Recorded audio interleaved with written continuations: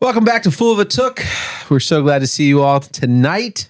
We are here to talk about Chapter 6 of The Two Towers, The King of the Golden Hall. His name was Paul, and he was quite tall. God damn it. There, I pulled a Tolkien.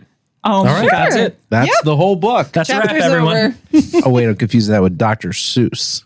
Are they really any different, though? Find out next week. Yes, Dr. Seuss was a doctor. I'm not coming next week. It's such a good time reading. This is a good chapter. We are in for a very straightforward chapter. Yes. Yeah. Where they start outside, they go inside, then they come back outside. That's it. You summarized it. Wow. That's what happens. We have drama. Yes. We have new villains. I was Yeah. so excited to meet another woman that actually has lines. Yeah. And actually Another does strong something. female Who? character. Oh my God. Wormtongue. Oh my God, that was good. Damn it.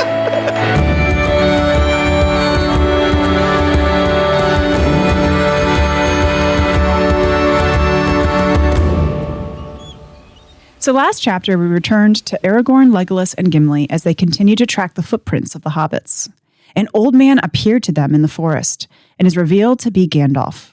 He told them many things, including Saruman had been following them, Merry and Pippin had gone with the Ents to Isengard to fight Saruman, and all that had happened when he fell into the abyss with the Balrog. After Gandalf threw the Balrog to his death, Lady Galadriel sent Gwaihir to find him and bring him to Lothlorien to be healed and then clad him in white. Gandalf, now called the White Rider, summoned Shadowfax and 2 other horses, and Aragorn, Legolas, and Gandalf, and Gimli riding with him on Shadowfax, set off toward the Golden Halls of Theoden. Very nice. Yeah. Or as Gandalf likes to say, Legolas! He does say Legolas. Legolas! So pronounced. There were so many tough names in that chapter. I was like, ooh, it's a tongue twister. Yep. I love chapter 6 because it is the King of the Golden Hall. This is Theoden. We meet a shitload of very important characters very, very quickly because a lot of things happen rapidly. And the consequences of this chapter, of this meeting, are going to echo throughout the rest of the book and then into the next book. Generally, Tolkien describes some of the stuff he's talking about and gives a little bit of history. You can go look up more if you want, but here's like a one-liner about it. This chapter is written from somebody who's never read it before. It's written as if you know all of it already. Mm-hmm.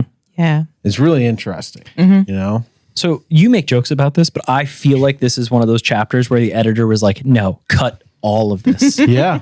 This feels like a transition chapter, right? Because to your point, last chapter we got told what was going to happen. This chapter we see what happens. Yeah. And then this chapter leads us direct, like a stone rolling down a hill directly into the next chapter. Which is crazy. I know, right? Like the tone of this is so different. And part of that is that like when Gandalf came back, he was like, I have returned at the turning of the tide. Shit is different now. And starting with the pacing of the chapter, that's extremely true. Mm-hmm. And the chapter starts with them in the dark. They've ridden through the night. They've gotten almost all the way there. They take a couple of hours break and Gimli throws himself on the ground. Legolas lays down to be polite. Aragorn stretches out and like stares into nothingness. And Gandalf keeps watch all night, and he just keeps glancing west and east to Isengard and to Mordor, to Barad-dûr, to Orthanc, the Two Towers. And it starts you... Oh, shit, the Two Towers. Yeah. Right? I didn't realize that. Right? Like it's... Those are the Two Towers. Yes. Yeah. This makes so much more sense now. Chris was like, when are we going to meet the 2 towers? Yeah, like that's no, really though, because there's a lot of towers in Lord of the Rings, right? But the significance of all that is that Rohan is caught in the middle, like literally in the middle of its enemies. And I think it was Gimli says like, oh man, it sucks for all these people trapped in Gondor and the Rohirrim, and they're stuck fighting a war on 2 fronts. And Gandalf makes the point of like, no, it's better that they're separated. Then we can deal with one, then the other. And so this is what's got to be on Gandalf's mind as he's keeping watch all night. And dawn starts to rise. The golden light illuminates the fields and the mountains and the valleys. And they all stand up and they watch the sunrise, and they see this one especially large, deep valley sort of in shadow, slowly revealed by dawn's light. And he says, Legolas, what do you see? And he says, I see green fields. I see a river. I see flowers, countless white flowers on mounds. And I see a hill with a town on it. And in that town, I see another hill. And on that is a hall, a large building with a golden roof, with golden pillars at the doors, and with like 3 guards with bad teeth. And they're like, yep, that's Rohan. Gandalf is literally using Legolas as binoculars right now. Right. But like kind of sassy binoculars too, Super because sassy. they talk about it and they're like, well, what is this place? What are these men? Who are they? And Aragorn kind of like explains briefly that the Rohirrim are a people who lived in the north originally, and then they came south, and they established this kingdom. And Legolas is like, yeah, that was like 500 years ago, but that's like no time to me, but like, goddamn. Dick. Like, you guys, whew, that's rough. I'm not sure if I told you guys, but I'm immortal. Right. Been here a while. It's like, shut In case you up. forgot. Legolas tells them what he's seen, and Gandalf says, okay, hop on the horses, we're going. And they ride up to the city, and they get up to the gates, and they're met by a set of guards. And they speak to them not in the common tongue of the West, like, English kind of. They speak to them in the language of the Rohirrim, the language of Rohan, their specific dialect. And Gandalf understands it perfectly, but also he's like, it's kind of rude. English, motherfucker, do you speak it? And the guys are like, no, it's wartime. It's wartime. We don't talk to strangers. No one's allowed in unless you're our friends. Only people who know how to speak our language, and the boys over at Mundberg, which, by the way, is what they call Gondor. Oh. Yeah. I was wondering what the hell that meant. Yeah. I had to look it up. Well, no, there's a little bit of context, but the point is they're so far removed from the rest of like Men and Gondor specifically that they have an entirely different, insane name for Gondor, for Minas Tirith. Well, we'll get into why that's interesting, but it's a linguistic branching that I think speaks a lot to how different the cultures are and why you can have 2 separate peoples living so close together. So first off, they're meant to greet strangers and then to tell them to fuck off. That's their kind of their MO, because the Rohirrim are at war and they are not to let any strangers in. They're not to be trusted. Fuck off. And Gandalf kindly explains, like, we are not strangers. I'm Gandalf the goddamn Grey. You are going to go like you're going to go tell your boss I'm here. I'm going to go talk to your boss about this. This is not for us to discuss. And the 2 guards are looking at each other like, I don't know. He looks like, are you a ghost? We don't fuck with ghosts. What's your name? Randy? Randy? Yeah. Randolph? Are you a ghost? He looks like a ghost. Yeah, you don't look like a ghost. He looks more like a wizard. Are you a wizard? Oh, fuck, he is a wizard. I hope he's not a wizard ghost. Anyway, I'm going to let him know who's at the door. And honest to God, it's not that dumb, but it's real close. Well, because he looked like a wizard, they thought he was with Saruman. Right. Yeah. He looked like a wizard, so they thought he was a wizard. They only know one wizard. Yeah. Which is one wizard too few. It's also tough. He's wearing white now. They're like, Yeah. He's like, I'm Gandalf the Grey. And they're like, Still He look doesn't green check to me. out. you're not. Anyway, the guard comes back and he says, you're going to have to leave all your weapons at the door, but the boss wants to talk to you, so up the hill you go.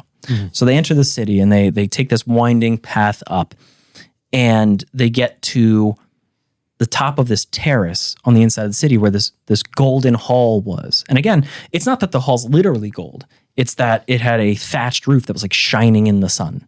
And the pillars are plated in gold and the guys are dressed in mail. So like, yeah, all right, it checks out. But they get to the second set of guards and this guy Hamma is in charge. And Hamma says to them, he's like, okay, you've been told you can come in, but you have to leave all your weapons here. I've been told to take everything off of you.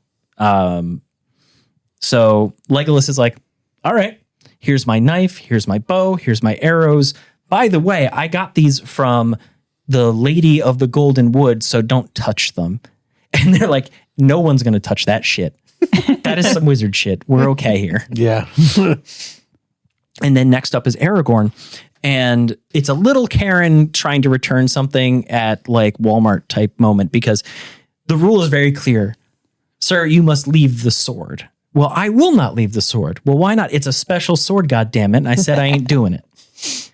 And it's the flame of the West. Remember, this is the sword reforged. This is the sword of his heritage. This is a sword out of legend, forged with runes. Like, this is a real motherfucker of an artifact of a sword. And Aragorn's only got like 3 possessions in his whole ass life. Yeah. And one is the Elfstone, and one is this sword, and the other one is like his boots. Like, that's all he got. And he's not going to leave the sword with other men. And it takes like Gandalf stepping in, and then also a lot of threats. And Gimli. And Gimli was fanning the flames. Oh, Both of the G's were being not helpful at all. Gandalf was being helpful. well, kind of. Gandalf. So Aragorn's pushing got it along. He's got the 2 angels on his shoulders. One is Gandalf going, "It's fine. This doesn't matter. It's the king making rules in his own house, Aragorn. He's allowed to do that. You should probably pay attention." And Aragorn going, "Anywhere else, yeah, but this is my sword. This is a special sword. This is the flame of the West. This is not some fucking anything." And Gimli's over there going, "I will kill everyone here. You say the word." Gandalf is over this conversation. Hamma is getting real tired. Aragorn won't budge. Also, I love that Aragorn, sorry to interrupt, but Aragorn says this thing in this moment to Hamma that is amazing because he's talking to Hamma as if Hamma knows what the fuck this is. And he's like, "But it was broken and they made it again." And he's just like, "Ah!" And it's like this weird, like, childlike, like, "No." Doesn't he talk in the third person too? Yeah. And he's like, "This is Aragorn's sword." Right. This is so weird. I didn't like it. But like, you got to think about it this way, right? It is Aragorn who is burdened by prophecy in a super real way. And then it's Hamma, who's basically a beat cop dealing with the public every day going, "I don't got time for this bullshit. Put the sword over there or don't. I don't care. I don't care." I was picturing the dad in Family Matters. Yeah. Yeah. That guy. Mm-hmm. Earl Winslow. Yeah. Carl Winslow. Carl Yeah. Winslow. I almost said Earl. Not Earl. Not to be confused with Errol the Young. That's our boy. Yeah. But yeah, so then it finally gets to the point where Gimli is like, he went from medium jazz to full jazz on like, "I will help you kill everyone here. We just let's do it." And then I think maybe at that moment Aragorn realized that maybe this was getting to a little too far along, and then he diffused the situation, said, "Okay, fine, but if anyone touches this, it's you." Yeah. And they're like, "Again, not a problem. Y'all came from some enchanted elf nightmare. We're not touching your stuff. You're just not allowed to bring it inside. How many times I got to say it?" Literally nobody wants to touch your shit. And Gimli's like, "Oh yeah, okay, whatever," and like throws his sword on the ground. He's like, "It's not a big deal. Let's go." Axe. But he like turns to Sorry. Hamma and he's like, "Did you ever see The Shining?"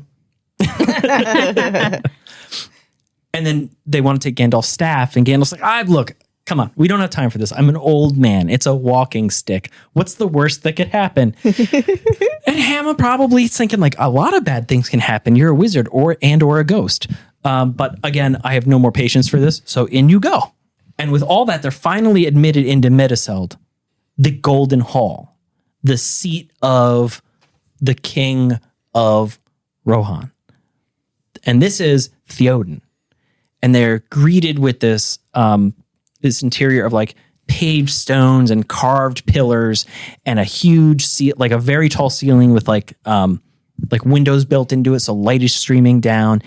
And it's very interesting because it's almost empty from the way Tolkien tells it to us. It's like he doesn't really describe anything except he gives us a real basic rundown of the architecture, and then he zooms in on the people, on the dais, on the raised platform where the king sits, and nothing else comes into play. We're not told about, like, I contrast this with Lothlorien.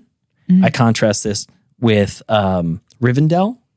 Hell, even with Bree, we're told about the people who are in the room and what's going on, and we're given that information, and it's given a lot more character. But all of the drama zooms right in on the dais and on who's there.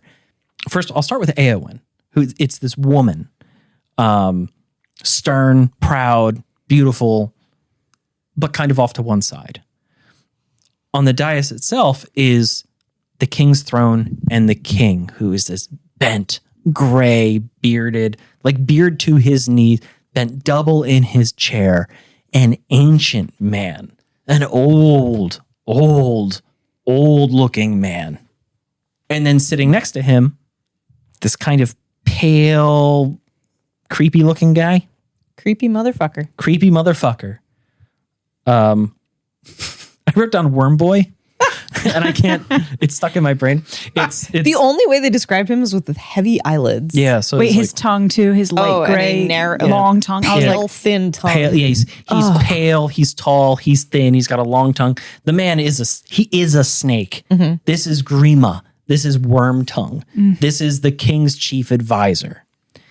His tongue is just. It's gross. It's an actual. It's just an earthworm. God. It's as thin as one. It's just a really. It just like pops out again. Yeah, it's like really not good Like for eating or Lord, that talking. was a more disgusting description than like the trolls, He has a terrible lisp. the ring rates, like any monster we've come across. Like his tongue is more disgusting to me than any of that. It's like he's got a really thick piece of spaghetti in his mouth. oh God, Blech. It just falls out. It's like 10 inches long. God, it's not that long, but yeah, He's like, oh, my tongue fell out. He like rolls it back up. it's like a fruit roll up. Yeah, fruit by the foot. Oh God, that's what the treat should be. This is so gross. Damn it. Guys, this is so Missed gross. opportunity. Just drop it out of your mouth. We could have all been worm tongues. Put the gummy worms. I'm so sorry to derail you, Pat. No, it's continue. God bless you, Pat. You just Grima. stay on target while we throw you off a mountain sometimes. Like you're saying the things I'm thinking. I have to hold all this in. Oh, God. But occasionally, yeah, you guys just talk and it's crazy. So we have the king, his advisor. Eowyn is the king's niece. We have Gandalf. We have Aragorn. Even Legolas and Gimli are just kind of like background at this point. But it's really, it focuses on these people. And what happens is Gandalf walks up and says, hey, Theoden King, it's me, it's Gandalf, I'm back. We have to talk. Things are getting real. And Theoden responds with, yeah, you know, Gandalf, when I heard you were dead, I was not too torn up about that. I was kind of glad the horse came back. Well, then it left and it's back again, but it came with you, so it's less good. But yeah, really, you know, reports of your death were greatly exaggerated. And, well, why are you here? I did not warn you. Right. It's this whole thing. It's rough. And that's the way the king treats you when you show up. That sucks. Oh my God, yeah. And so it's one of those things where it's like, well, Gandalf, last time you were here, you asked me for help. So tell me, is this going to be different? Gandalf takes a big breath. No. Grima stands up at one point and says, essentially like, oh, look, it's Gandalf, the guy who only shows up when shit's bad. People who bring bad news or delight in bad news tend to always show up when bad things happen. And Gandalf kind of like counters with, well, that's true, but there's the third kind of person, the kind of person who only bothers you when shit gets real and you should know some things or there's something to be done. That's me. I'm the third person. The thing to take away from all this is that it's a very tense conversation. It's a bad conversation. And it's really just Wormtongue Yeah. being a dick to Gandalf. Like, Theoden only gets in a couple of words. Grima speaks for the king. Wormtongue speaks for the king. And you get the impression that like nobody's really sure if what they're being told to do by Wormtongue is something the king wants or something Wormtongue wants. For example, Éomer is currently in jail. The riders of the Rohirrim have been sent to all different corners doing all kinds of stuff. There's a lot of confusion. They've barred the gates against strangers, against, you know, maybe even allies. It's not a great place, and Grima's been pulling the shots for a while. And who was Éomer again? He was the rider who destroyed the orcs in the Uruk-hai 2 chapters ago. Got it. So actually, let's take a brief second and talk a little bit about the Rohirrim and what's going to happen with them, because we've been introduced to several characters here, and we're not given a lot to go off of. But they have a culture that is extremely distinct from anyone else we've seen, right? It's almost got this like Norse Celtic vibe, but with horses. You have Theoden is the king at the top. His house is the house of Errol the Younger. The Erolingas is a word that comes up in the chapter a lot. And I know you guys were kind of like, what is this fucking word? Yeah. And it means the folk of Errol, Errol's people. So it's the same thing as saying the people of Rohan. But we have Theoden at the top. Theoden has a son who we find out is dead. He just died, killed in battle not too long ago. Next in line is Éomer. So Éomer is the king's nephew, who Grima's had thrown in prison. And Éowyn is his sister. And that's important because at one point, Theoden calls Éowyn his sister daughter. Yes. Yeah, I didn't love that Right? until I figured out what it meant. Theoden's sister's daughter, that's his niece. Got it. Yeah. Not the Alabama sister daughter. That's my sister / daughter. Yep. It gets real weird sometimes. There wasn't a slash. There was a hyphen. So with that out of the way, we come back to the conversation where Gandalf is getting stonewalled. He's come to ask for aid. He's come to muster the Rohirrim to turn the war machine on, because guess what? The battle has started. We know that from Éomer. We know that from the orcs that are raiding inside of Rohan. There's a war going on in their backyard and the king's not doing anything. Gandalf is here to kick him into shape, to bring him wisdom, guidance, whatever. Just get the fuck up and let's go to work. We hit this pivot point in the conversation where Grima basically says, oh, well, you bring all this news and all this bullshit from, I hear you were in the Golden Wood with the sorceress Galadriel. How can we trust that? How can we trust you? Sounds like bullshit to me. Once again, Gimli goes into kill mode. He's ready. Fair. And Gandalf is like, no, I got you, man. Just chill a second. And he says a very nice song chant thing about how great Galadriel is. Then smites Grima. Just there's a flash of light and Wormtongue is on the ground and he's not moving anymore. Lightning! He's like, I've had enough of your bullshit, sir. Bam! And he's out. The man's down. This is the find out portion of what's going on because Gandalf does some more magic and like storms come out and he's addressing the king and he says, the world is dark. There's war abroad. You've been listening to a spy. Wormtongue is in Saruman's pocket. He has been misleading you personally, and he's been misleading everybody around here. Your forces are scattered. You're not mounting an actual defense. You're not even ready for war. You're just locked in your house waiting to die. Why? You are Theoden. You are king of the Rohirrim. You are first marshal of the Rittermark. You're a warlord, a name taker, and a motherfucker. Stand up. All hope is not lost. Yeah. And then the wind comes out of the north and the clouds clear and suddenly there's light again. And he says, Theoden, king, come outside, come see the world, come talk, come breathe fresh air again. And so they stand up and this ancient bent king drops his cane and he starts to rise to his full height. And Theoden's not a small man. Theoden is a warlord. He's big and he stands all the way up. He's like a man finding himself again, realizing he's tall and he is strong. And as he walks out into the light, everyone notices the change. Everyone watches this like frailty fall off of the king. They get outside and Gandalf looks around and he says, can you bring Éomer up out of the dungeons or whatever? I feel like we should talk to him. And then also, can you send everybody away? We got to have a quick one-on-one. Theoden says, you know what? Yeah. Hamma, you're a shitty door guard. Maybe you're a better gopher. Go get my nephew. And off he goes. And Gandalf and Theoden have a very quiet, very private, very quick conversation that even as readers, we're not party to. But what's happening is Gandalf is filling him in on all of the secret shit that's been going on. Theoden kind of like looks up at the sky and he looks at Gandalf and he looks around and he's like, fuck, I guess it's go time. Where's my sword? Will my sword do? And Éomer is here now. Éomer has arrived from the jail and he is offering Theoden his sword. He says, King, this has always been your blade. I've always been at your service.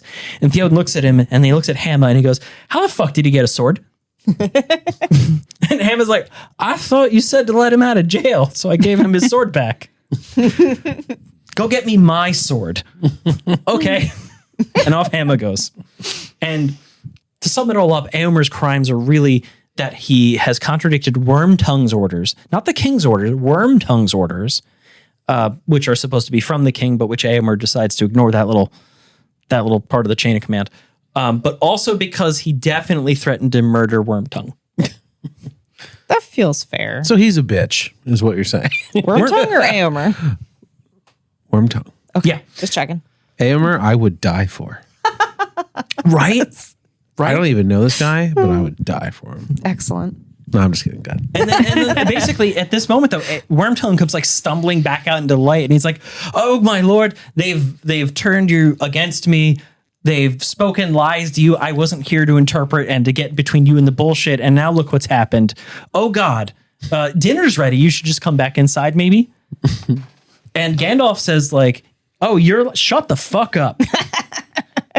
When did Saruman buy you? How long have you been his creature? How long have you been deceiving your king? How long have you been working against the interests of the free peoples of the whole ass world, not just the people around you? And what did he promise you? That once everyone else was dead, you'd get your pick of the women?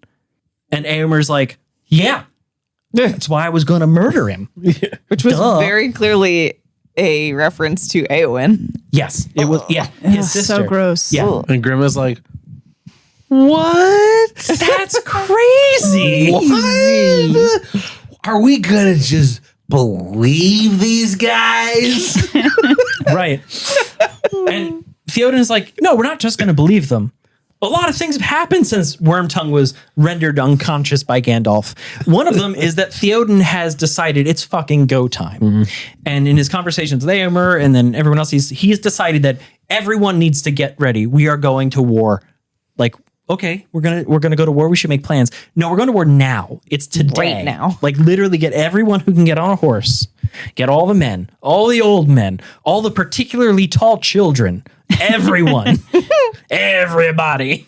Get them together. And then as soon as they're all here, we're leaving. Like today. And Grima has woken up to this nightmare scenario. And he's like, oh no. Oh no. No, no, I would never do this. I would never betray you. What have they been saying while I was unconscious? I should probably get a CAT scan, but like, what have they been saying? And Theoden says essentially that like, well, they're accusing you of bullshit and treason and implying heavily that I should kill you. But you've been my loyal servant. I think so. This is what I think. You've been my servant. You've given me good advice. You've been loyal to me, and I won't just murder you even on Gandalf's say so. And Éomer's like, well, what about my say so? And Gimli's like, I'll fucking do it. So I'll tell you what, Grima, prove who you are. Ride to war with the host. Ride to war with the Rohirrim. And Grima's like doing some quick math in his head, and he's like, if I go to war, like his life's over and he knows it. His life is over as he knew it is over. And there's a non-0% chance he gets killed if he stays. By either side. Right. And there's definitely a near 100% chance that if he goes anywhere near a battle with Éomer, he's going to end up dead. And like this is going on in the back of his head. And he goes, please, King, no, don't send me away from you. I would never leave your side. Please, I beg you. I am your loyal servant. Do not send me away to war. Let me be here with you. And serve you as the true and faithful servant that I've always been. And he looks at Grima and he says, well, good news. I'm going. So let's go. And Grima like blinks really heavily and is like, but who will administer the state while you're gone? Surely you need someone you can trust at home. And look at me. I'm trustworthy and I'm already home. Who's going to water the flowers? Yeah. Who's going to make sure all the things don't go missing? Don't look at my stuff. I stole some stuff maybe. Don't like, but who's going to watch the women? Who's going to watch Éowyn? I mean, I could do this. I could do this thing for you. I could do this thing. And so, and again, Grima is. This is the new Vigo. Oh no. And so again, Grima is kind of confronted with this choice because Theoden's like, well, no. The choice is very clear. Show me who you are and come with me and prove that you are loyal to me like you claim you are, or get the fuck out. And if I ever see you again, I'm going to let Gimli pull you apart with his teeth. And Grima's again, he does that math in the back of his head. All men must die, but maybe not today. And so he stands up and he draws his whole snaky ass self up to his full height. And he says, you know what? And he spits at the king and runs and just fucking legs it. I couldn't believe he did that. Snakes don't have legs. Just slithers. He runs for, he's out because he fucking knows he's cooked. Yeah. I don't even know where he's running to because the guards chase after him and Theoden's only command is like, don't kill him. Just let him pack his bag or whatever and get the fuck out. Make sure he doesn't cause any more bullshit, but don't kill him. They should have crucified him. Right? They should have just dragged him behind a horse for a little while. Yeah. Builds I character. don't know why he was like, nah, don't kill him. It's like, no, you should. Down, snake. On your belly. I love that line. On your belly. You bitch.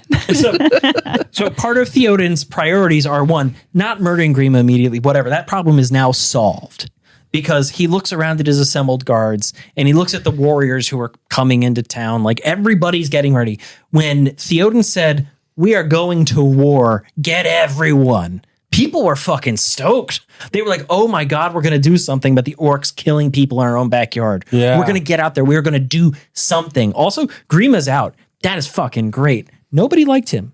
The king called him Grima. Everyone else called him Wormtongue. Nobody trusted him. And honestly, somebody should have stabbed him, but Éomer gave it a whirl and he ended up in jail. So who knows? Yeah. And the king looks better. And the king looks better. The years have fallen off of this man. He has remembered his strength. He's dropped his cane. He's found his sword. This isn't a metaphor. This is his life. And he's now going to war. There's a couple of things to be dealt with. One, he looks at the assembled warriors and his guards and the chieftains, and he says, first thing, there's been a couple of changes in the organization, and I just want to go over those real fast. Grima is exploring new opportunities somewhere else. Fuck him. Number two, Gandalf is now a chieftain of the Rohirrim. He's a lord in Rohan, and we're all done sassing the wizard.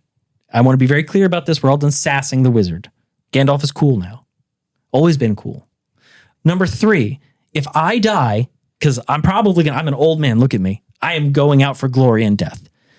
If I don't come back, which probably not going to come back. He like wants it. He's like, He does. I want He like does. a good battle. Yeah, dude, he wants to go out well. Honorable death. Let me get the honorable death. Let me get it. Because he's been Absolutely. told nothing except like, oh, it's so sad you're so old and so frail and your kingdom is burning around you and your son is dead and there's nothing you can do. Just quietly wait for death, sir. It's fine. But now he's discovered he has the ability to go meet his fate in the way of his choosing. And Theoden has chosen violence. Yes. And when Theoden meets his maker in the way that he wants, Éomer is now no longer the third marshal, no longer the third man in charge. He's now the heir to the king, second marshal. Éomer's in charge. And he also says, hey, by the way, if Éomer doesn't come back either, I don't care. Y'all pick a new leader, figure it out. But that's as far as the planning goes. Fourth, we need somebody to be in charge of the people because the warriors are coming with me and everyone else and anything you can carry is going to the strong places in the mountains. And that's the king's order. Get everywhere to somewhere safe. Edoras is a nice place, but we'll rebuild it. It's just wood. This is fine. The people is what matter. Get the people to safety. And somebody must be in charge of the people. But there's no one left in the house of Errol. There's no other men. It's just me and Éomer, and we're going to war, so I don't know. And Hamma steps up and says, I think there still might be somebody. I think Éowyn. Everyone respects the shit out of Éowyn. She should be in charge while you're gone. Just saying. And so the failed door guard and gopher hits gold. Third time's a charm. And Theoden says, yes, Éowyn is in charge. Éowyn will lead the people to safety. And so Éowyn goes and does her best G.I. Jane and throws on a bunch of armor and is like, I'm ready to fucking rock and roll. I guess I'll take care of the women and children, but not the tall children. They're going to war. It's pretty progressive. It's fairly progressive. I mean, you get the impression that it's a lot of like I'm not impressed by Rohirrim politics right now. But they're coming along. They're doing what they can. He literally forgot about the woman that was at his side on the dais the whole time. Did not Will no count. one else stand up? Yeah. And she's like, hello. No one Right. is qualified. Good old Hammer. Good old ham and cheese. Yeah. and this is the scene where he looks around and he says, are you good? And everyone cheers. And he says, good, because you're going. And that's how the chapter ends. It's a quick, brutal chapter. I fucking loved it. It delivered on what it promised. They said they were going to talk to Theoden, and they talked to Theoden. I felt like we were entering a very serious meeting, and then just Gandalf ended the meeting and was like, I'm done talking. Action time. And was like, you die. And like shot him. Gandalf knows he's in charge. I was like, okay, things are happening. This was like, kicked into second gear. He died. He's done with the bullshit. True. He's done with the BS. Yeah, man. he's learned life is short. Yeah. Yeah. So, all right. Well, let's jump into a couple things here. I think the most obvious thing to really jump into with this chapter, what? What do you mean I can die? Oh. Gandalf, he's like, what the fuck do you mean I can die? Yeah. He came back naked and afraid, like, I had a hustle. He woke up naked and he went, fuck. Oh, I'm gonna get fired next time. Yeah. But I really do think that like the most obvious thing to jump into with this chapter is Grima, right? Mm-hmm. We have a new foe, a new micro villain for one chapter. So Bureaucracy. Far. And he sucks. He does. He sucks. There's no arguing that. As soon as we meet him, I mean, he's described as pale with heavy eyelids and something about his Like tongue. a pale, thin tongue. Yeah. Yeah. Not the first thing I would notice about someone. And he just kind of is condescending to everybody, including the king. Right. Yeah, the king is his puppet. And you just have this horrible taste in your mouth with him, And all the way through The tongue. he like Grima has his own arc the whole way through the chapter where he sort of rises and then falls and rises and falls in like his influence and power. To the point where even later on, after he's been zapped by Gandalf and then expelled outside, he's talking to Theoden. He still kind of is like, no, I get it. Theoden's playing him like a fiddle. But he's kind of like in this moment where Theoden's like, everybody wants you to die now. But I'm not going to do that to you, buddy. You were there for me. I trust you. You trust me, right? We have this thing. And you start off and you feel like, for a second, you're like, is this motherfucker going to like put him back in office or something? Is he like, going to get away with it? Yeah. Like, what? I thought How could you call him loyal? Yeah, what the hell? And then he spits and runs away. What a turd. Well, he showed his true colors. Yep. Yeah. Yeah, he showed his true turd. No, I think the creepiest gray part and about thin. him was like his leering eyes at Eowyn. Because when Aragorn first looks upon her, he notices her strength and her beauty, but also that she's not quite a woman yet. Like she's very young. Yeah. And like Wormtongue is like a middle-aged man. People only live to 45 in this place, so Unless Not you're the king. always. It's a bad 80, but you're there. yeah. Yeah, I just thought I'm he sorry, was you're like making a point, 45 and she's like, let's say 25 or 21. Still disgusting. The specific age, the age is not the bad part of this. No. Wormtongue is the bad part of this. Yeah, that's my whole point. Is like that to me just nailed the coffin on the head because I was like, ugh. Or whatever. What's the expression? Hit the nail on the head, flat Whatever. nail in the coffin. Yeah.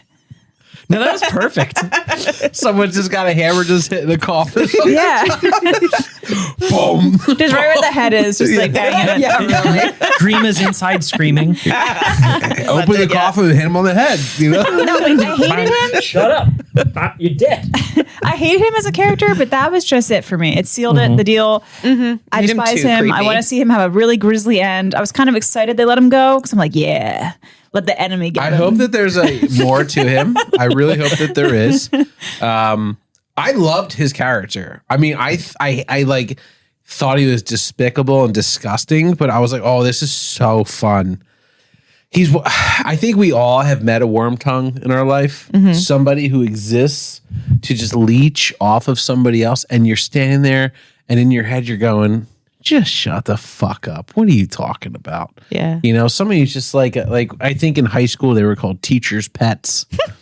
Well, People who would like just try to get in with whoever's in charge and put their voice in their ear and like just change and manipulate things. I didn't like that shit. And I know a couple Wormtongues growing up, obviously It's like they weren't threatened by wizards, but Right. But you did knock him out?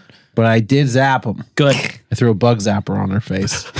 I enjoyed Wormtongue because he was the unpredictable part of this chapter. Yeah. We kind of knew where it was going. We kind of knew what was going to happen. They had to go convince Theoden to go to war. But this whole Wormtongue thing was like out of left field. So it made the chapter a lot more interesting. Yeah. Yeah. Well, what I liked about Wormtongue is that it represents, like, he represents his whole effort, his whole character, the whole purpose is like, from a plot perspective, he's there to disarm the Rohirrim. He's there to blunt their efficacy militarily, so that way Saruman can do whatever the fuck he wants. He's also, and you guys tell me, he's the first agent of the enemy that's had their own voice. What do Right? you mean? Like, I mean, okay, so we had like Bill Ferny and the Southerner and a couple other things, but like they're not really like. You mean non-orc, non-Urukai agents? Yeah. With a I'm sorry. voice. Yeah, let me go back. And so, what I really think is interesting about Grima is that he represents that, but also that it's the subtlety of the way Saruman and Sauron work. Because the ring is corruption, right? But that's sort of like an idea. Orcs are violence.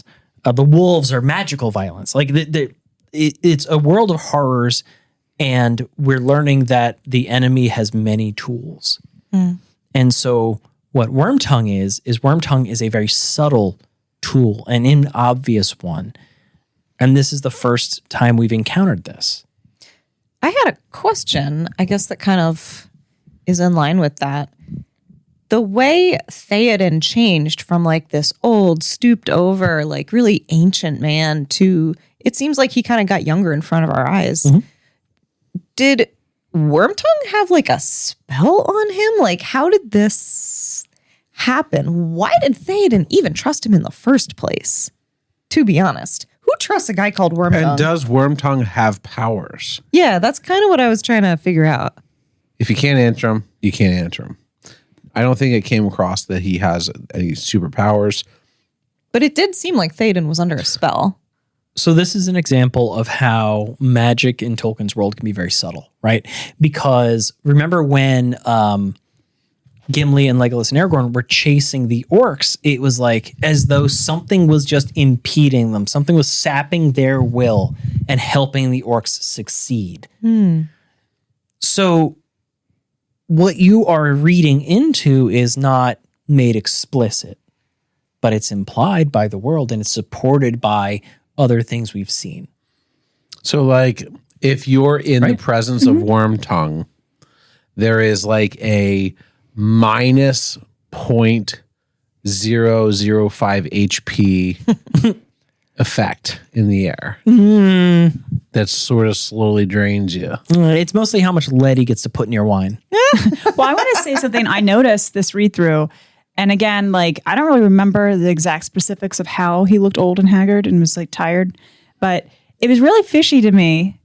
And this is just me paying attention to something when I was reading it. I don't know if this is right, that as soon as he sees the king in fresh air and sunshine, not in the dark, and he sees him with Gandalf outside, he's like, oh, the dinner's ready. We should come eat. Yep. I was like, oh, that's fishy. He wants to put something in his mouth and wants him to be in the darkness again. He doesn't want to be in the light. And we've learned in this world that evil is most powerful at nighttime in the dark, not in the sun. Interesting. And I thought it was really interesting that he wanted him to eat something or drink something. And I was he like, whispered to the chicken, "You're evil. You're evil. No. You're evil." no, but I'm just saying, like, I don't know if that's the answer. You're a But I thought that was really an interesting choice of the writing to like kind of plant a I like seed. that. Yeah. Yeah, I know, and I think you're right. It presents those dichotomies, the light and good versus dark and evil. It's very thematic. Being closed up in your mind and your abilities versus being out in the world again. But yeah, maybe the chicken's just evil. Going back just a little bit, when they are approaching Edoras, Legolas is an asshole. and Legolas is an asshole. No, actually, he was kind of nice. He was being Gandalf's binoculars. This is twice now you said this. Can we address something that's bothering me? What? So how do you say it? How do you say it? Say what? You know what I'm talking about right now. How do you pronounce the city where? No, we're talking before we get to that. No. But how do you say that? How do you say it? Edoras? What are you looking at? At her ass. Oh, wow. That's so much better than me. I want to bring up something that's bothered me. This happened twice now on this podcast. You said that Gandalf is using Legolas as what? Binoculars. There it is again for the third time. What's wrong? Binoculars? Yeah. How do you Say that pronounce word it? right now, both of you. Binoculars. Binoculars? B-I-N? Yeah, binoculars. B-U. Binoculars. Binoculars, binoculars, binoculars. Binoculars? I'm losing my mind right now. This word, I've never thought about how you say this word until right now. That's and you funny. said binoculars, and I went, "Oh my god, I'm saying it wrong my entire life." I don't know if I'm right. I could be wrong. And then you said binoculars, and you said binoculars. I grew up in Carlisle, so I mean, I'm probably wrong. You grew up where they say binoculars. I'm just gonna start saying Like looking bin. glass. Yeah, Bring my really. looking glass. Yeah. It's like, My double looking glass. bring me the elf. And they just put Legolas up on your shoulders. So I want anyone listening or watching, please comment, send us a message. God. How do you say it? If you're on TikTok, I think you can send a video message and be like binoculars or an audio message. I want to hear it. I want to know how people pronounce it because we have 3 different ways it's being said right now. So they're looking out towards Edoras and they see these mounds covered in white flowers. And I think it's Gandalf who tells them that the flowers are called Evermind and they look like small eyes and they bloom year round. So basically, over these burial mounds, there's just a sea of eyes watching everything. And that just was so disquieting to me. Even though they're just flowers, the fact that they look like eyes just watching out from these graves all year. Really? Are you? I was just hardwired as a child to know that my grandparents were disappointed in me. Qua? I just thought that was your reaction because I had a very different reaction. I was Yeah? like, well, that's such a beautiful way to honor the dead. These small flowers that sprang like countless stars. And that's what it said in the first paragraph. And I was like, that would be such a cooler way than a big stone slab. I thought it was so great. I'm like, I think I found my new favorite fake flower. There we go. Yeah, I loved it. Yeah. Now, the one thing that was really interesting about that is that the flowers only grew where the bodies were buried. Yeah. Right. Dead men And they fell. look like Dead men pebbles. from the past. They needed the where they were nutrients laid of to dead men rest. to grow, Yeah. which I really loved. So if you like picked it, you were technically picking like probably an essence of Your ancestor. some sort of ancestry or DNA or something, you know? Bone meal and disappointment. Yeah. Oh my God. Bone meal. Classic. And you were like, this one tastes like chili. What was This one Uncle tastes like Ronnie Timmy. eating? But I thought that was really interesting because Yeah. also, as someone who has not read anything besides this makes me go, well, this isn't a cemetery, right? Right. It was This all is- the leaders before Yeah. Theoden. So the were they kings all just before like him. laid outside on the ground and just buried there? They were and not, mounds. Like in a The burial mounds. yeah, Yeah. So But how like this was just the kings. It wasn't like their whole cemetery.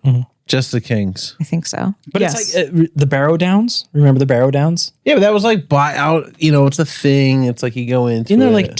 like so those were very big tombs, right? So Yeah. actually, this is a fun exercise in where the world is now versus where the world was, because the Barrow Downs were like these more expansive tomb complexes. It was like you built a temple and then there you was buried it. hallways. Yeah, Yeah, this is like kind of just you Bob build died. Put him on the grass. Put some dirt. you build on a him. ground, you build a tomb or whatever. You pile rocks on it, and you pile dirt on that. You make a mound.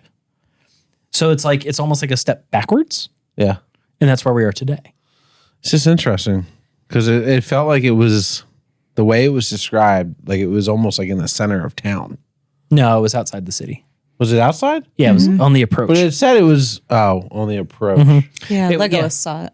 Because it said it read like it was like leading up to it.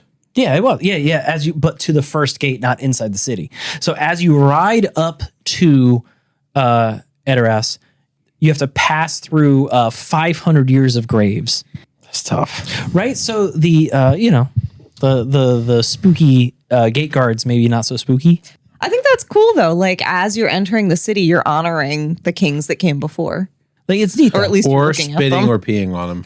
or they're looking at you. right? Not With all their little everybody. flower eyes. Not everybody spits in the eye of fairies and then it gets like tires blown out on the road. I didn't spit, I peed. There's a big difference. There is. One is worse. The fairies would have taken one tire for that. 30-second story. I had to pee in the fairy glen. The Fairy Glen. In the fairy glens. In Isle of Skye. In the Isle of Skye in Scotland. And RJ said, don't do that. And I said, it's fine. I don't believe this. And then as soon as we got in the car, we blew out 2 tires within 30 minutes. Yeah. Revenge is real. Fairies are real. Fairies are real. I think another thing I want to bring up is a real fast thing is Miras, which is the breed of horse that Shadowfax belongs to. And I know that they call him the Prince of Horses. Yeah. Well, like kind of as a description. And I was having a hard time understanding this when RJ and I were talking about this when we were reading it. And I was like Miras, what makes Shadowfax so cool and so good? And we did like a quick look up of Miras, and it's a wild breed of horse that surpass regular horses in intelligence, speed, and strength, which is awesome. Is it fictional? Is this a Tolkien verse This thing? is a Tolkien thing, if you look it up. Okay. And because they mentioned it's a Miras horse. Yep. And so I'm like, again, as I said in didn't the know what that beginning, was. there's a lot of things said as if you're supposed to know what it is. So we've sort of gotten in the habit of like, all right, well, he's saying something. Let's like look this up so I have some context of what he means. Because what's a Miras horse? Does a Miras horse have wings? Does a Miras horse survive underwater? Like it's a thing he's calling out. He didn't call out any other horse breeds. And so we looked it up, and then that made me think like Shadowfax is like the Numenorian to the men, Yes. but of the horses. 100%. Yeah. And so that was a good way for me as someone who's sort of like getting into this world to have some context to paint that picture in my head. That's really cool. Yeah. I'm glad you told us that. It's interesting because Shadowfax stands out as like this like, ooh, horse. And then you have Bill the Pony, ooh. And I don't know which one I like more. Well, it's opposite ends of the ooh spectrum. Yeah, It it is. is. One You're is like, majestic. ooh, and you're like, ooh. I don't know. Shadowfax is like, fuck you, and like running away. Bill the Pony is like, do you want popcorn? Like doing donuts. Yeah. I'm going to make some popcorn. One of them do you is want like some? royal lineage, and it's like Aragorn and like Pippin. Oh. Yeah, seriously. Both Yeah. are needed for a good time. Exactly. though, you know? Exactly. It's literally Aragorn and Sam. Okay. Yeah. Sure. Yeah, How it is is. it Sam? Sam? Bill, if Oh, because Because Bill the Pony was like, I'll take all the bags because you're giving me love. yeah, you like me, I'll do anything. yeah. You can call me Bill if that man abused me. It's fine. Oh my god. Yeah, he's such a Sam. Well, Sam didn't come from like a what do you call it? Like a Privileged royal, background? yeah, like a privileged A family. bloodline? Sam came from the garden. Exactly. So did Bill the Pony. That's true. He Sam ain't no was pulled out of Shadowfax. the ground like an onion. All right, I am dying to talk about Eowyn and Aragorn here. All I'm right. bursted. So I was so excited to finally get some like juicy like scenes here in Lord of the Rings. So yeah, so Not quite the smut you're used to. No, but I could see close how as it it gets. fanned a lot of fires. And some of my favorite, romantasy writers are big Lord of the Rings fans, and I see where they get it. Is he going to cheat on Arwen? What's No, it's not going that. on? It's like, so yeah, we have Eowyn, who's this beautiful, strong, highborn woman. And the prospects around her are bleak. She has, her uncle who's like a dying old king that's shriveled, and Wormtongue who's just disgusting Ew. and leering at her. And then her brother. And then that's about it in her come on, class. what about Hammer? Well, he's the door guard. She can't marry the door guard. And Hannah, as much as they seem to like get along and be friends, and he like actually like puts her in a position of power, I don't think the bond, like the Hammer's the same as the Wormtongue. attraction isn't. No, he's not disgusting. Don't do that to Hammer. No, Hammer's just That's like, what not about right. Hannah's her? like a loyal servant that probably watched her grow up. Yeah. Yeah.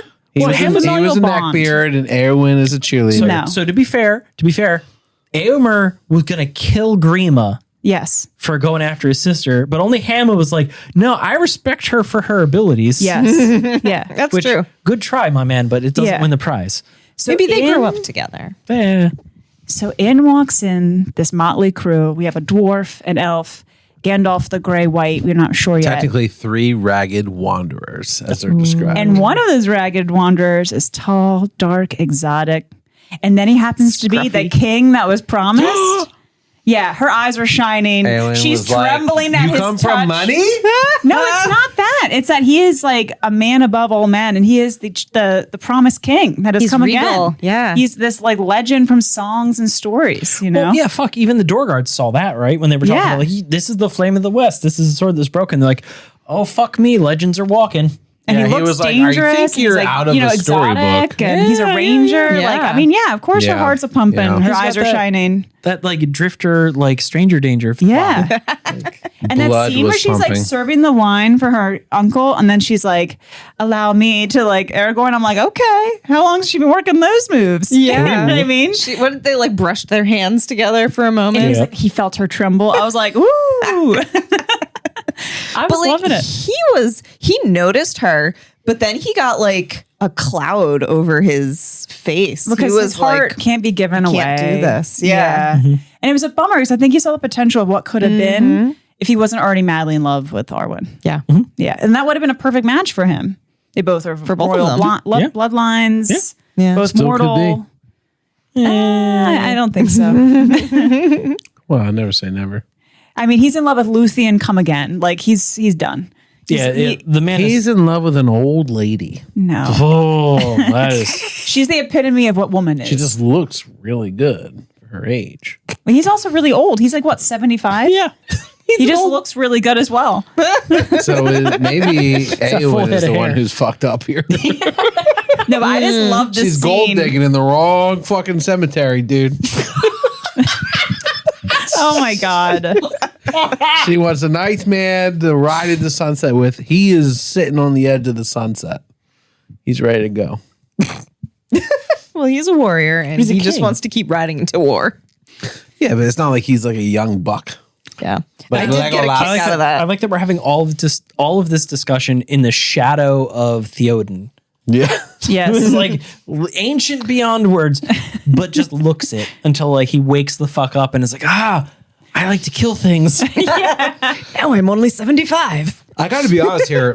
Theoden was, to me, the least interesting part of this chapter. Fair. Predictable. And you're allowed to have that opinion for most of the rest of this book. Oh no. Yeah. I'm hoping it gets better. Theoden was unimpressive when we meet him. We were told in prior chapters that the king of the Golden Hall is not to be fucked with anymore. He is not susceptible. He's not accepting, because they're He's like, not oh, welcoming I'm friends visitors? with him. And they're like, it's different there now. Oh, It's yeah. different. He's like, in they don't like town. Gandalf there anymore. You don't like Gandalf. He's not a good dude. He's not going to see strangers, all this shit. You say all this stuff. And then Gandalf walks up and he's like, tell them that Gandalf the Grey is here. And I'm sitting there in my head going, it's not going to That's work, not gonna bro. work. They just told you. They just told you 2 days ago that's not going to work because he's different. He's changed. He's a fucking asshole now. He doesn't like you. But also, I don't think anybody told Gandalf that Theoden said that. Like, we were not privy to that conversation if it happened, because Éomer told Aragorn and Legolas, Right. Gandalf is not welcome anymore. I didn't notice them actually telling Gandalf that. Yeah. And it might have been beyond he even knew. our eyes or what we can read, but I got your answer. yeah. Éomer gave them all this information, and then they're like, oh man, well, Gandalf's dead, so whatever. Éomer goes back and tells Theoden Gandalf is dead. And then 2 days later, some vagabonds show up and one of them claims to be Gandalf. Aren't you at least going to look at them and find out what kind of liar showed up? Yeah. I don't know. Maybe. I feel like somebody pretending to be Gandalf would be trying to get into my city to kill me. Like, Yeah. I wouldn't let a person. If I was the king If you're of this Grima, place, you are correct.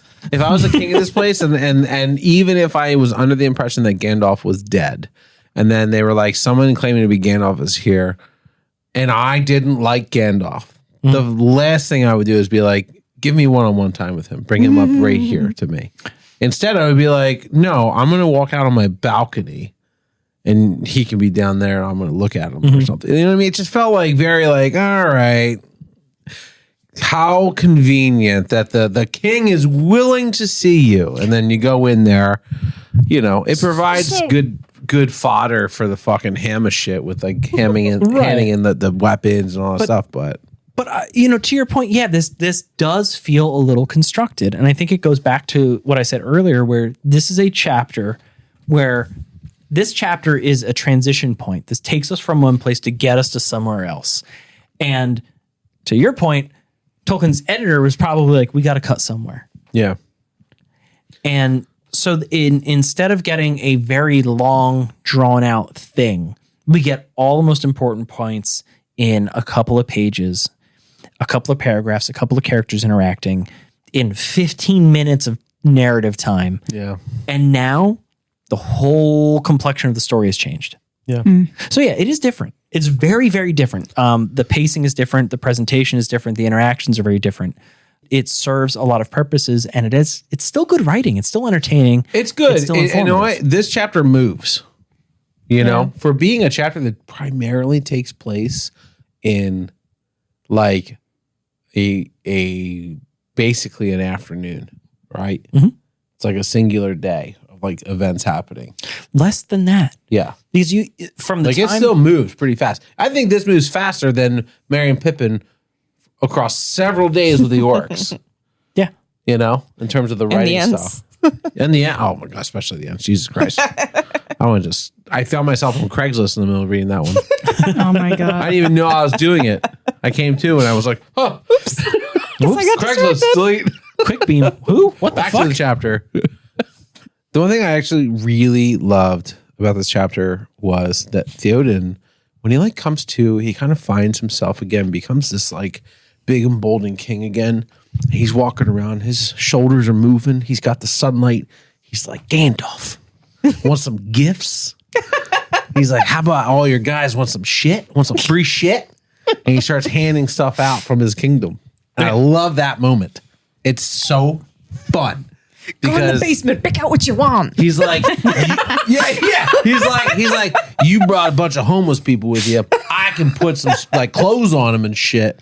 I got really good swords, and in that moment, Gandalf's like, nah, we're good on that. They got better shit than you can possibly imagine. They're only wearing priceless elven cloaks. literally. And I'm thinking about like how fucking decked out they must be, but it's like, No, dude, fine. They're you know? literally wanderers. They have a magic jacket, and that's it.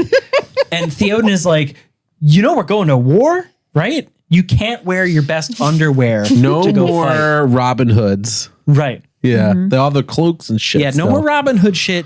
It's all name taking and motherfucking now. So Also, you need you might armor. need armor. Pro and a for con war. here. Pro and a con. Armor, good. Getting rid of the cloaks, bad.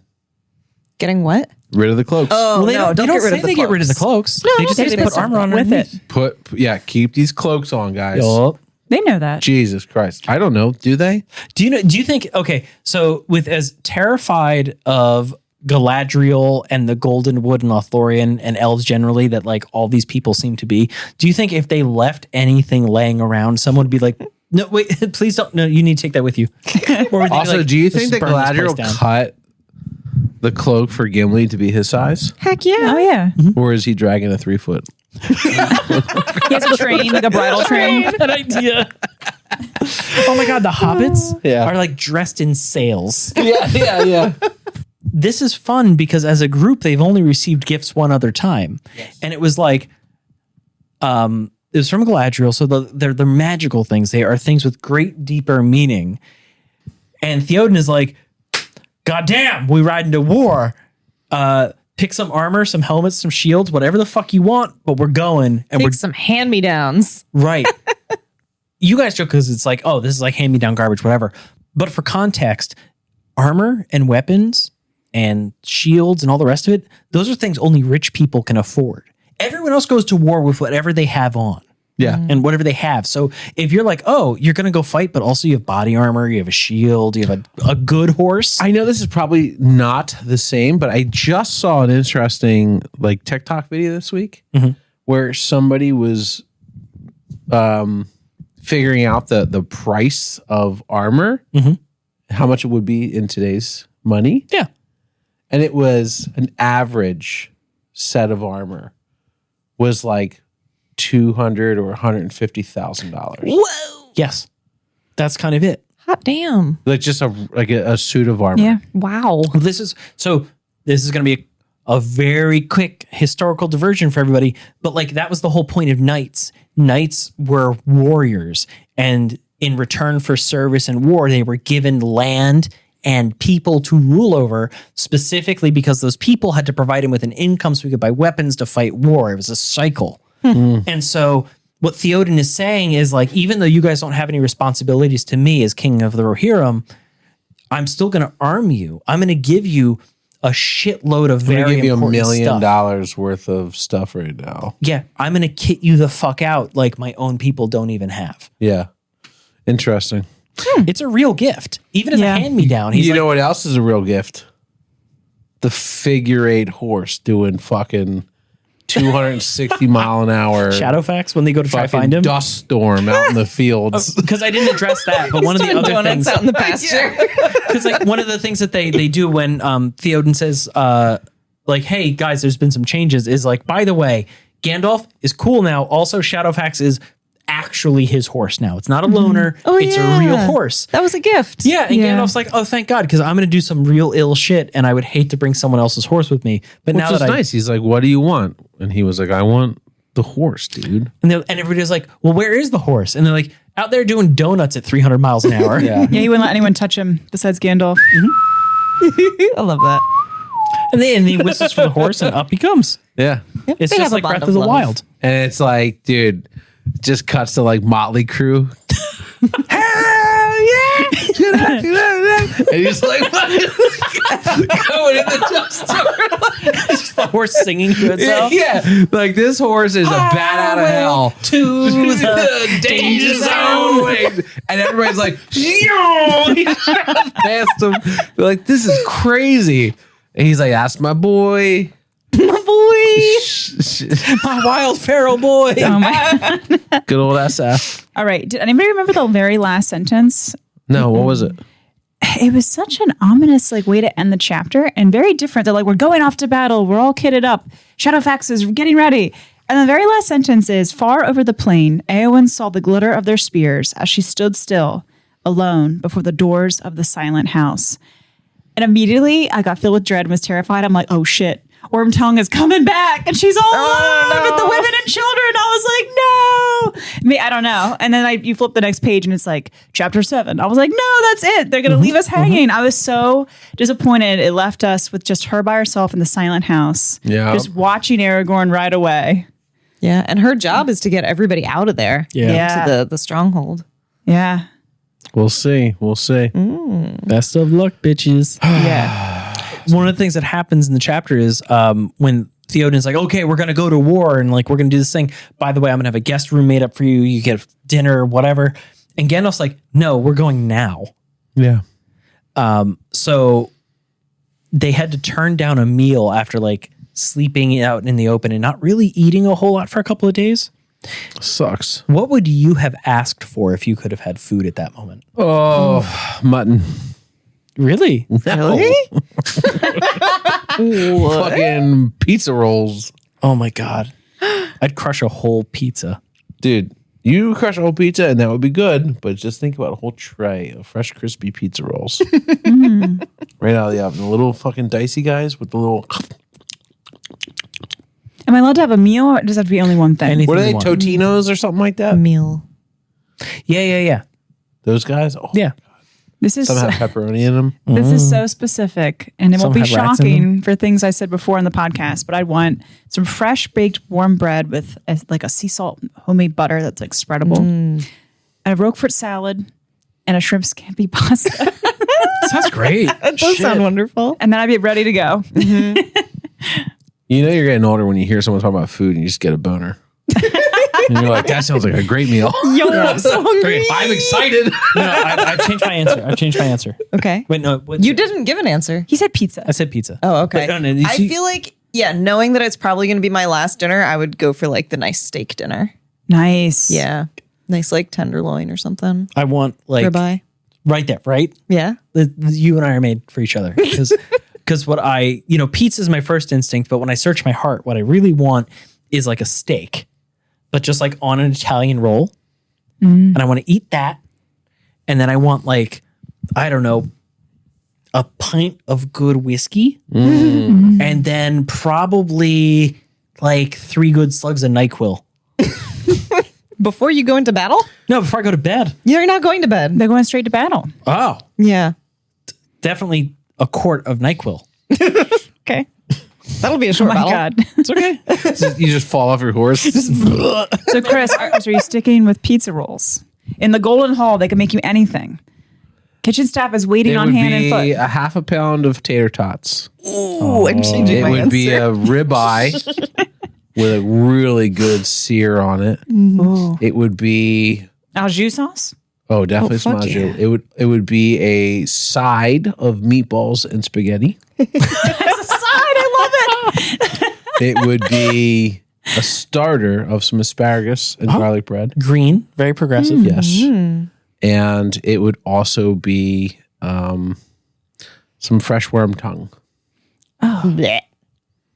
Chopped up, seared, cannibalistic style. I would want to feel like a warrior. That's the least bad answer. But here's why. You ready? I would go like this. They would cut him up, and they would roast him and season him. Keep his hair on, burn off, whatever you want to do. I'll take a little piece of his cheek. I bring it up to my mouth, and I would go, yuck, and I would throw it on the ground. God.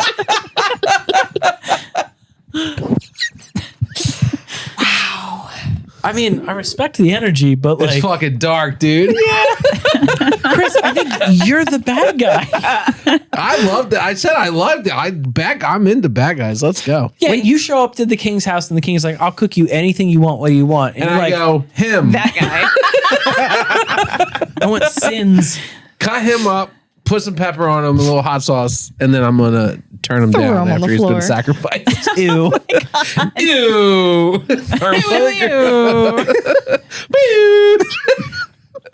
Well, on that All right, delicious all this note, food talk's talking. Fucking, it's time for. You want to take that all again? So all this. Do we have a treat? Yes. you have to do a better lead in than No, that. I think honestly, like the snap and the transition. I'm so scared right now.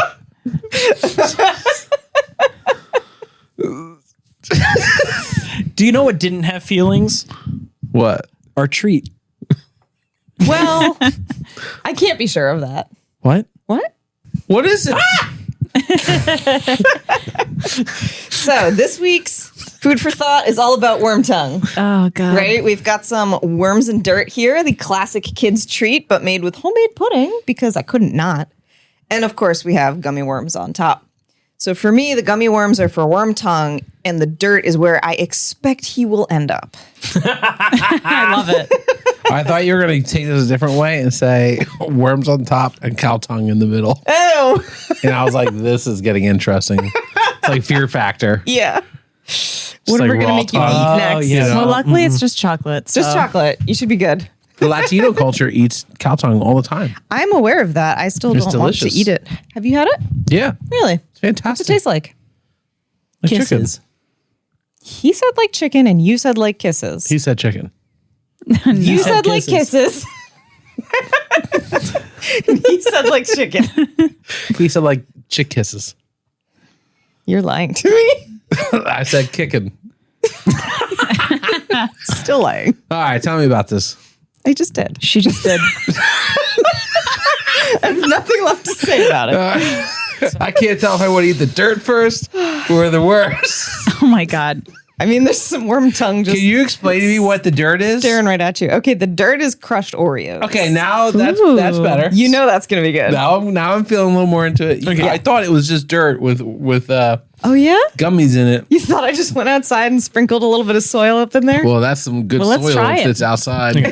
All right, so What else? It's a nice sandy I don't loam. think you're being honest with me. What is going on in here? I told you, homemade pudding and Oreo crumbs. You sure this isn't a cow tongue? No.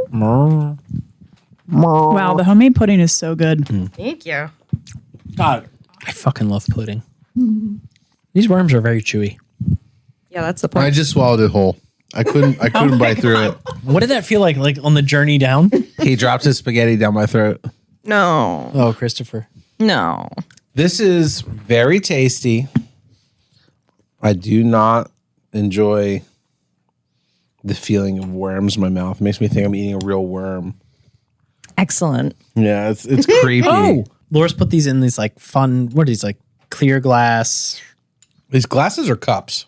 They have a bottom. They're like ice cream cups. Yeah, they have a little stand on the bottom. It's very nice. It's the kind of thing that Theoden would give away to people he didn't care about. But it's got layers of pudding and cookie, like crushed Oreo, and like there's a couple. There's Multiple strata. layers. There's strata. Strata. Yeah. Ooh, yeah. Good work. It's like Saturn. Those rings. I mean, you're not wrong. I'm not wrong. Not wrong. All right. Anyway, I'm gonna eat pudding in silence now. I've just been shoving mine in my mouth as it was gone. So good. Thank you. And I like how you really finally, what's the word, processed the Oreo cookie? Food processor for the win. It's a really nice consistency. It's not too chunky. I didn't know where that was going. But I mean, She finally processed the death of Gandalf. I did. She was like, you know what I really appreciate is that you finally No, finally. Finally. No, finally. like made something I want. I was like, where are we going with No. this? Like finally, like Finely. Finally, not finally. Correct. Oh, I misheard you. Like finally processed. I thought she I heard said finally. because she took I that heard pause finally. and she was like, I'm just so glad that you finally. And I was like, where is this going? Oh my God. I understood what you said. So it feels like a nice wrap on chapter 6, the King of the Golden Hall. Next week, we're going to be here for chapter 7, which is called Helm's Deep. Helm's Deep.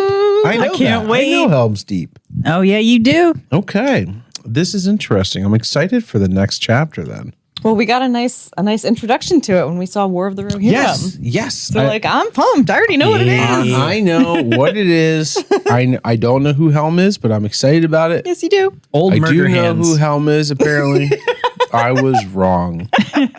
Much like everything in this podcast. It's okay. We're here for the journey. Yeah. So tune in next week for Helm's Deep, Chapter 7, from the Two Towers, from your favorite Lord of the Rings podcast on Earth, Full of Took, as you know. That's a fact. Thank you guys for tuning in, for watching, for listening. Make sure you subscribe to our channel on video, on audio. We got tons of clips. We're also on TikTok. I don't know if you TikTok, but we like to TikTok. Yeah, we tick and we talk. We tick and we talk. Damn. We do it all. We're not going to go too much further down that road, but we do it. Only Sam's. Yeah, that's what I was getting at. There's a special secret video if you can find it. You have to watch all of the TikToks, but one of them has a secret message in there. Let us know if you find it. And anyway, tune in next week. We'll see you. For Helm's Deep. What? Bye. What? I'm so disappointed. I'm not mad. I'm just disappointed.